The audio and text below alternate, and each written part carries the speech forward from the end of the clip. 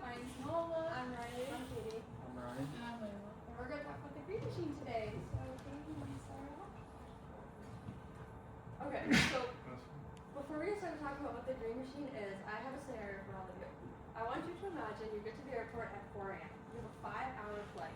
You're sitting next to a baby who's crying and a grandpa who's snoring the entire way. By the time you get off the flight, you're a little grumpy and definitely hungry. So you sit down, you reach into your bag to get your snacks, and oh my gosh, they're not there. What are you gonna do? The last thing you want to do is go wait in a long line at an airport restaurant and spend half a month's rent on a burger. So you reach for something more convenient. You go to a standard vending machine, right? So raise your hands in the class. How many times has that ever happened to anyone?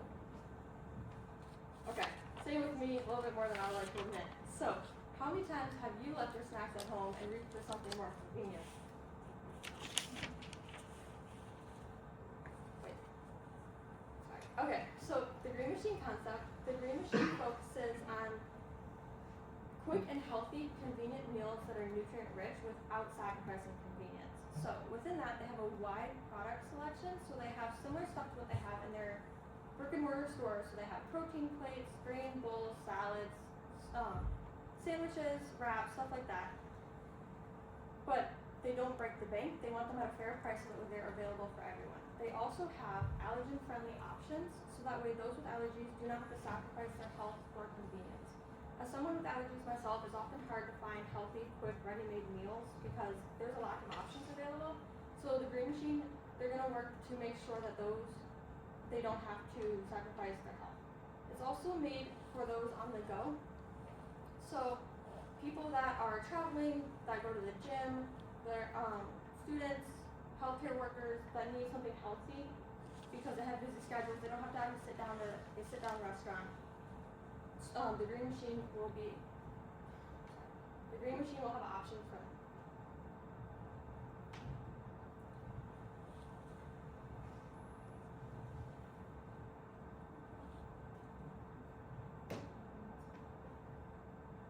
Okay. On to research. There's a couple of different methods for performing research. There's surveys, focus groups, and reports. So in the case of Sweetgreen, with all their existing customers, I thought it would be a good idea for them to issue out vouchers for customers who complete those surveys, and they can get a small reward like a free meal, small one at that, and maybe a free drink. Some questions that these surveys may contain would be like, for our product, like how are you guys familiar with grab and go vending machines? Would you be willing to buy our products from vending machines? And if so, for how much? Where would you like to see these vending machines located and things of that nature? So, and then with focus groups, those are good for brainstorming and getting instant interactive feedback. So, it really depends on the company's objective, what kind of information they're trying to get, but they might want a diverse audience or a more targeted audience.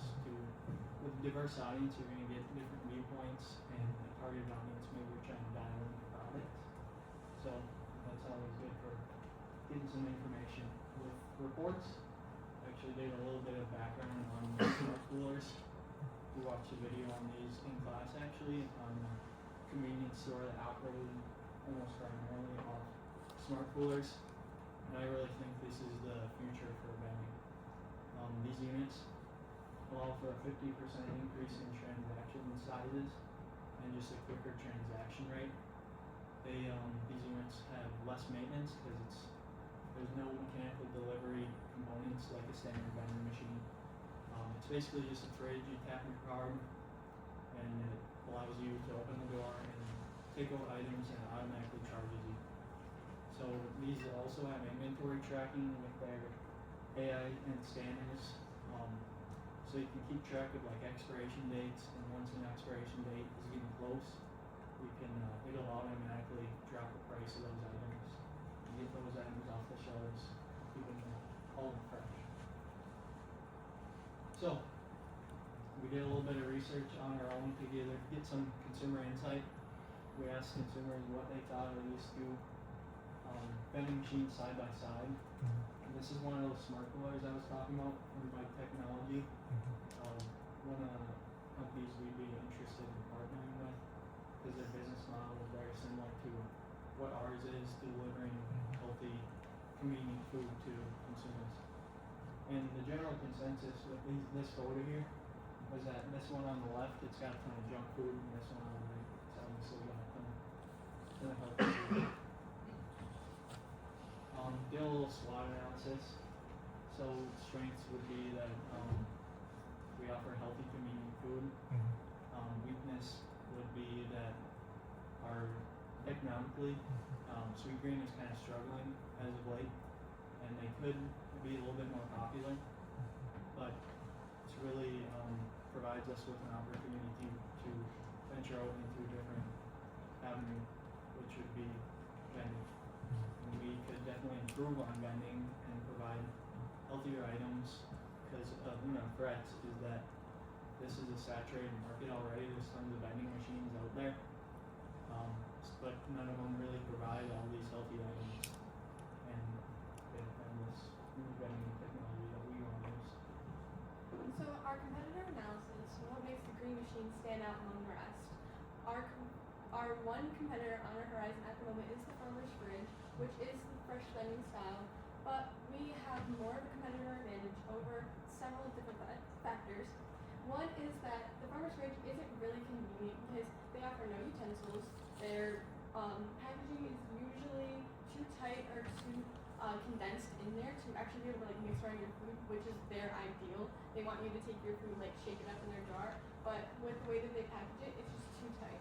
So our sustainable packaging will be 100% compostable, and it will fit the size of your snack, and we will use bamboo utensils because they are renewable, sustainable, and naturally antibacterial. We will continue our strategic partnerships just like our brick and mortar stores do. And in our paper, we talk about the nutritional value and how much of an advantage we have over the Farmer's Fridge. Okay, now we're going to talk about marketing gaps, and essentially a marketing gap is just an unmet need in the marketing world. And with having the Green Machine, we can meet the need of convenience and health all together. So our first idea is to put it in gyms, airports, and medical centers, and having it in gyms, like if you're done with your workout and you have to go to work right away, you can grab a salad and head to work. In airports, like Katie was touching on, if you forget your snack, if you want something more convenient, this is a great way for that. Just so you don't have to spend so much money on a burger or something like that, you can just grab a salad or a wrap or a juice, whatever you need. And then for medical centers, this would not only be really good for like your workers, but also benefiting your patients. If you just come out of like PT or surgery and you want something other than what the cafeteria is holding, this is a really good option, and it will also have like good proteins in it and stuff for the fabric. So some of the marketing strategies that the Green Machine will be taking advantage of is targeting business spaces, just as Layla was talking about. And one big thing that we will have over others is the impact on our consumers. When your employees and your customers are eating healthier, they're more engaged and they're more productive, and they will even increase your company financially, increasing their return on investment. And that's in multiple studies that I referenced in our paper as well. And we will continue our local partnerships, as I was talking about before, and we will boost our sustainability awareness by holding what we call Sustainable Saturdays, where this is a networking event that customers, consumers, and other business opportunities can come to us and try out our machine. We can get a feel for them, see, talk about a price, and whatever needs to happen to make our machine come to life for them. Alright, so now we're going to get into the planning aspect of this project, which involves sourcing, our marketing plan, and the cost estimate for this project. So for sourcing, we need 3 different components, which is the vending machine, installation and creation, utensils, and PLA packaging. So for vending machine installation and creation, this can cost around $4,000 to $8,000 per machine, and these are new machines that would be installed. This is not including installation fees, electricity fees, licensing fees, etc. And we would use this through Bike Technology for all the reasons that Brian has stated previously. And for our utensils, we would get these through Green Paper Products because they are a local-based company, which fits our initiative. And they produce plant-based material, like renewable plant-based material. They use this for their product to make the product, so it'd be more sustainable that way. And then finally, our main component would be PLA packaging, which is polylactic acid. Basically, this is a sustainable way of packaging that is diverting away from petroleum-based plastic, and we would get this through Codex because they are a reliable company. Now, our primary marketing opportunity would be collaboration, and this is primarily through gyms and hospitals and airports. Specifically, one example would be Equinox. They are a luxury-based gym, and their marketing objective is very similar to ours, and their price point can fit ours because our price point right now is very expensive, and the demographic is not really, and our demographic right now is not really happy with it. So it'd be easier to just broaden the demographic and include affluent people as well. And through this collaboration, we can utilize fitness influencers, direct advertising through prime time, and direct advertising through cable networks. So we can use fitness influencers through Equinox, and then prime time direct advertising in the new year, and then direct advertising through cable networks because we need them after. Now our cost estimate for this project. So basically for project development, it's around 1.8 million USD and 16.4 million for direct advertising. These are very, very rough estimates because I've only accounted for certain scenarios, such as using 4 ads for 8 to 12 p.m. 3 days during the new year, as well as cable TV every 3 weeks for 4 hours. And this 16.4 million USD would be a compilation of just direct advertising and not including sponsorships. The product development does not include inventory fees. Just want you to be aware of that. Now, however, despite that, Sweetgreen has spent about 85 million USD in 2024 for early marketing. So, although this might seem expensive right now, it can be very cost effective. Okay, and this is our mock-up. I drew this using a software called Adobe Illustrator.